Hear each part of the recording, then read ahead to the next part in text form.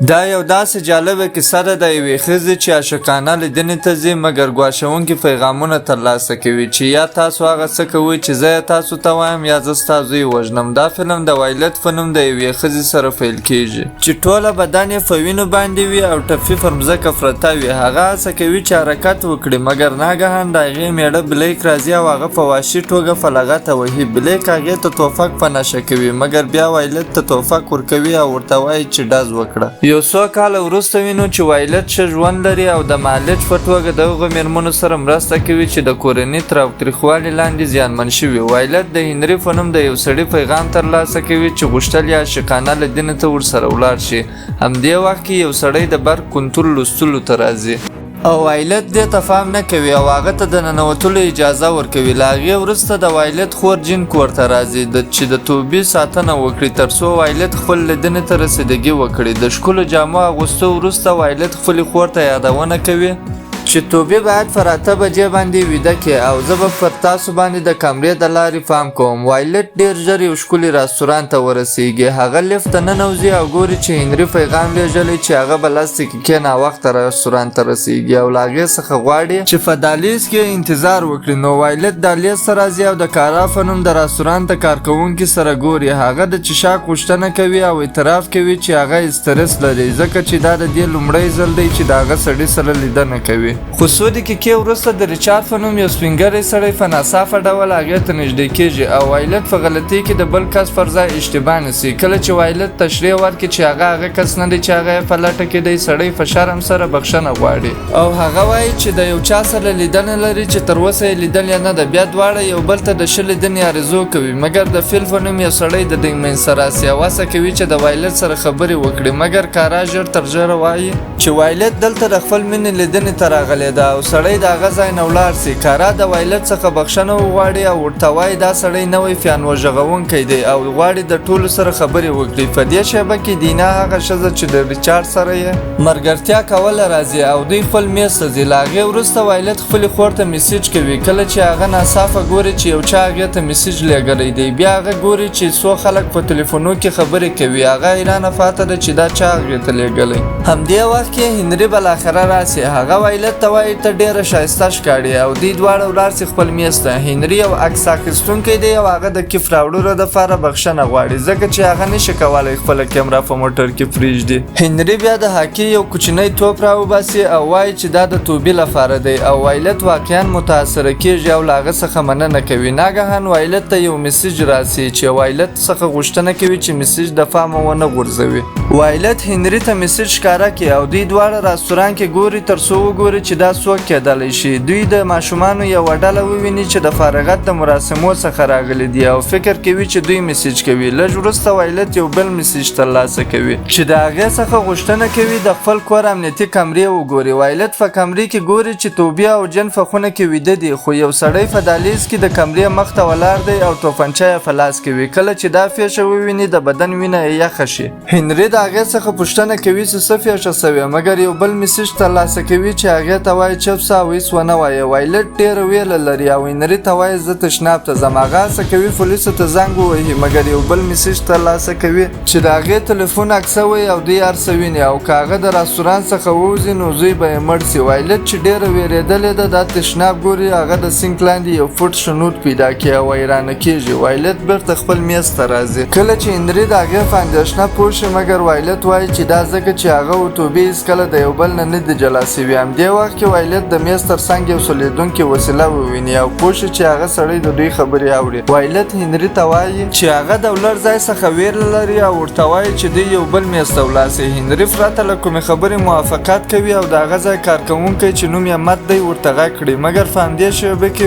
وایلټ یو بل میسیج ترلاسه کوي که دوی میزونه بدل کړي توبې به یوه دقیقه وروسته مړ کېږي. وایلټ ډېره وبېرېږي او هېڅ چاره نه لري. هنري ته وایي چې دوی بېرته خپل میز ته راشي. هنري او او کارکونکي ګیټ شي مګر د هغې غوښتنه ومني. وایلت یو میسیج ورته ولیږي چې تاسو زما څخه څه غواړئ او جواب ترلاسه کوي چې هغه باید د هنري د کمرې څخه میموري کارت واخلي او دا چې دا څنګه دا کار کوي هغه په دې پسې ربط لري. د میسیج د کتلو وروسته هغه هنري ته وایي چې زما ساعت ورک شوی او له هنري څخه یې وغوښتل چې د کارکوونکو څخه پوښتنه وکړي چې آیا هغو لیدلی نه دی. هنري د کارکوونکو لپاره خبرو ته ځي نو همدې وخت کې وایلت د هنري بسته وګوري او کمره د کیپ څخه راوباسي.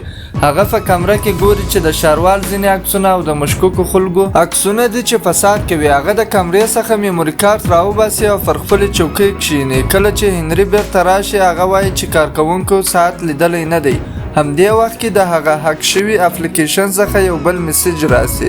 وایلت ته امر کوي چې تشناب ته ولاړه سي. وایلت هنري ته بهانه کوي وایي چې شاید هغې خپل ساعت په تشناب کې پرېښی وي او بخښنه ورڅه وغواړي. کله چې هغه تشناب ته ننوځي یو بل میسیج راسي چې هغه باید میموري کارت مات کړي. وایلت هم همداسې وکړي. بیا یو بل میسیج هغې ته راسي چې د هغې څخه غواړي د المارۍ دروازه خلاصه کړي. کله چې دا هغه خلاصه کړي نو د زهرو کوچنی بوتل پیدا کړي. هغه سړی د وایلت څخه غواړي چې هغه زهر د هنري چیښاکو ته واچوي او هغه ووژني. وایلت ټینګار کوي چې هغه دا کار نشي کولی مګر هغه سړی ورته وایي چې ته یې کولی شي لکه څنګه چې د مخکې خپل خاوند ووژئ. ستاسو په نظر وایلت خپل د زوی لپاره خپله مینه قرباني کوي. وایلت خپل میز ته راسي مګر ګوري چې هنري د وتلو لپاره چمتو کیږي ځکه چې هغه فکر کوي وایلت ورسره مینه نه لري. هنري د میز بیل حساب ورکړي او کله چې هغه لرې کیږي وایلت هغه په شوق سره ښکل کړي. وایلت هغه ته وایي چې پاتې شه. د هنري چې اوس زړه خوشحاله شوی دی نو پاتې شي. ښه نو ګرانو ملګرو مخکې له دې چې موږ ویډیو ته دوام ورکړو زموږ چینل سبسکرایب کړئ او هغه کوچنی لایک هم ووهئ. مننه. همدې وخت کې دوی ګوري چې دینا په غوسه سره ریچارډ ته احمق وایي او د رستورانت نه ووځي.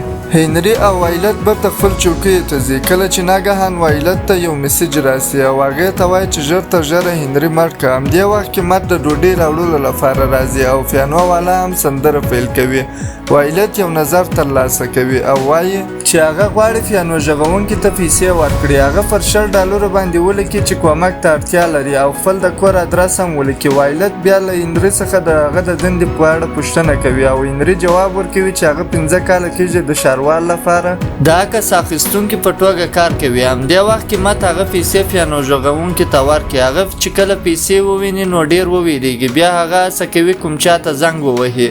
هغه د پیانو څنګ ته راشي او خپل انرژیس کې د ډوډۍ راوړلو وروسته وایلت په خپل سلاتې کې هغه $10 چې پیانو غږونکي ته ورکړي وي پیدا کړي. همدې وخت کې یو میسیج هغې ته راسي چې وایي تاسو تېروتنه وکړه. وایلت بخښنه غواړي مګر ډیر ناوخته وي ځکه چې موږ ګورو چې هغه پیانو غږونکی د خپل جوس کولو وروسته پر مځکه باندې وغورځي. وایلت ډیره وویریږي او خپل د کور کمرې وګوري او پوهیږي چې هغه نقابداره سړي جینۍ بېهوشه کړی وي او توبې په خونه کې بندي کړی وي. همدې وخت کې یو بل میسیج راسي چې وایي کار پای ته ورسوه. وایلت هنري ته وایي چې زه ځم جوس راوړم. کله چې وایلت دهلیز ته په منډه ځي د هغې کیپ شوه سي او هنري هم د هغې ساعت ته پام شي. وایلت د جوس سفارش ورکړي او هڅه کوي چې زهر په یوه کې واچوي مګر یو میسیج ترلاسه کوي چې هغې ته امر کوي دا کار د میز پر سر باندې وکړي. کله چې وایلت بیرته راشي هنري د هغې ساعت هغې ته ورکړي او وایي چې دا د هغې د کیپ څخه شوه سو. بیا وایلت هغه شپه یادوي چې د بلیک د وژلو هڅه کول مګر دا کار یې نشو کولی او کوچنی توبې د هر څه شاهد و او هغه شیان یې ولیدل چې یو ماشوم نه باید هېڅکله لیدلی وای. د هغې څخه وروسته وایلت د وایي چې لیمو یې هیر کړی او د هنري څخه غوښتنه کوي چې بیرته دهلیز ته ولاړ شي. هنري وایي سمه ده. وایلت فلان وخت کې زهر د هنري چیښاک ته واچوي. وروسته له هغې چې هنري بیرته راشي دوی غواړي جوس وچښي مګر وایلت نه غواړي چې هنري د لاسه ورکړي نو په قصدي ډول شراب پر هغه باندې چپه کړي چې له امله یې هنري خپل ګیلاس پر میز باندې کښېږدي. کله چې هنري د کالو پاکولو ته ځي یو نوی میسیج راسي چې وایي تاسو هېڅ هوښیار کار ونه کوئ. څو دقیقې وروسته کارا وایلت ته نږدې کېږي او د هغې د حال پوښتنه کوي ځکه هغه پوه شوی چې وایلت ټوله شپه اندېښمنه وه مګر وایلت هغې ته وایي چې هغه ښه ده او د هنري سره هېڅ ستونزه نه لري. د تګ د مخه کارا وایلت ته خبر ورکوي چې ریچارډ ټوله شپه وایلت ته کتلي.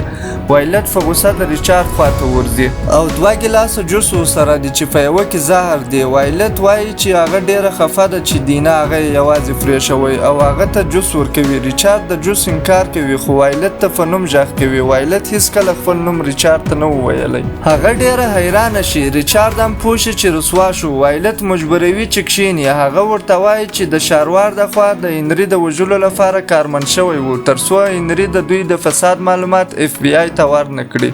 وایلت پوښتنه کوي تاسو زه ولې د دې کار لپاره انتخاب کړم او ریچارډ ورته وایي چې څنګه چې تا د مخه خپل خاوند وژلی و نو ما په اسانۍ سره کولی شوه تا ته فریب درکړم. وایلت ټینګار کوي چې هغې خپل میړه نه دی وژلی مګر ریچارډ پر هغې باور نه کوي. دلته موږ ګورو چې بلیک په حقیقت کې د پولیسو د موټر د غږ اورېدو وروسته په خپل پر ځان باندې ډز کړی دی او ځان یې وژلی دی. همدې وخت کې هنري راسي او وایلت هغه ریچارډ ته معرفي کوي او وایي چې دوی زاړه ملګري دي. بیا وایلت جوس اخلي او هنري ته یې ورکوي. وروسته له هغې چې هنري جوس وڅښي وایلت هغه ته وایي چې بیرته د دوی میز ته ولاړ سي او د هغې انتظار وکړي. اوس چې هنري جوس وخوړه هغه د ریچارډ څخه غوښتنه کوي چې هغه سړی د دوی د کور نه وباسي ځکه چې اوس کار پای ته رسېدلی. نو ریچارډ زنګ وهي او هغه ته امر کوي چې د هغه ځای نه ولاړ سي. ریچارډ باوري دی چې هغه لوبه وګټل. د وایلت سره خبرې کوي او په هیجان سره ډوډۍ خوري. وروسته له هغې چې هغه خپله ډوډۍ وخوري وایلت هغه ته وایي چې د ریچارډ خواړه په حقیقت کې زهرجن و نه د هنري جوس. ریچارډ په غوسه سره وایلت ته ټوپک ونیسي او هغه ډز وکړي مګر هنري په ناڅاپه ډول د وایلت مخ ته وغورځي او د هغې پر ځای مرمۍ وخوري. ریچارډ داسې کوي بیا په وایلت ډز وکړي مګر کارا مداخله کوي چې له امله یې پر شیشه‌یي دیوال ولګېږي. ریچارډ مخکې له دې چې بیرته وایلت ته وګرځي کارا په زوره په چاقو ووهي. ریچارډ بیا وایلت ته په داسې حال کې ټوپک ونیسي چې هغه د ده شاته درزه شوې شیشه وویني. ریچارډ هغه نقابداره سړي ته امر کوي چې بیرته کور ته ولاړ سي او توبې ووژني. همدې وخت کې وایلت د توبې په توپ باندې شیشه ووهي چې هنري هغې ته ورکړی و او ریچارډ بهر وغورځول کېږي. همدې وخت کې وایلت هم لاندې غورځي چې هنري د هغې مرستې ته راځي او هغه پورته کوي. وایلت د کور کیمره ګوري چې هغه نقابداره سړی د زوی د خونې خواته یې روان دی. نو هغه د هنري د موټر کلي واخلي او هغه ته وایي چې پولیسو ته زنګ ووهه. په عین حال کې جین بیرته په هوښ راسي او توبې لټوي. هغه نقابداره سړی توبې ونیسي او هڅه کوي چې هغه ته زیان ورسوي. همدې وخت کې جین هغه سړی په پښه کې په چاقو ووهي. توبې او خپل ځان په خونه کې بندوي. له بده مرغه هغه نقابداره سړی په خونه دننه شي او د جین په لاس ډز وکړي. همدې وخت کې وایلت کور ته راسي. هغه نقابداره سړی چې د دروازې غږ واوري کښته راسي او وایلت هم د اشپزخانې څخه چاقو راواخلي. وایلت هغه سړی په چاقو ووهي مګر هغه په خپل ټول ځواک سره وایلت بلې خواته وغورځوي. ناګهان هغه نقابداره سړی خپل ماسک لرې کړي او وایلت ګوري چې دا هغه سړی دی چې د میټر چک کولو لپاره راغلی و. مخکې له دې چې سړی په وایلت برید وکړي ټوبي خپل کترولي موټر د یو ټوپک سره وایلت ته ولګي. وایلت ژر ټوپک واخلي او پر سړي څو ځلې ډزې وکړي. له هغې وروسته هغه ژر توبې ته راسي او هغه په غېږ کې ونیسي. یو څه وخت وروسته وایلت د هنري د لیدو لپاره روغتون ته راسي او په خبرونو کې ښکاره کوي چې د ښاروال دفتر په یو رسوایي کې ښکېل شوی دی. د فلم په پای کې موږ ګورو چې هنري او وایلت غواړي د دوهم ځل لپاره یو عاشقانه قرار پرېږدي. هیر مو نشي چې چینل ضرور در سره سبسکرایب کړئ ترڅو راتلونکي ویډیو د لاسه ورنه کړئ. الله مو راته وساته.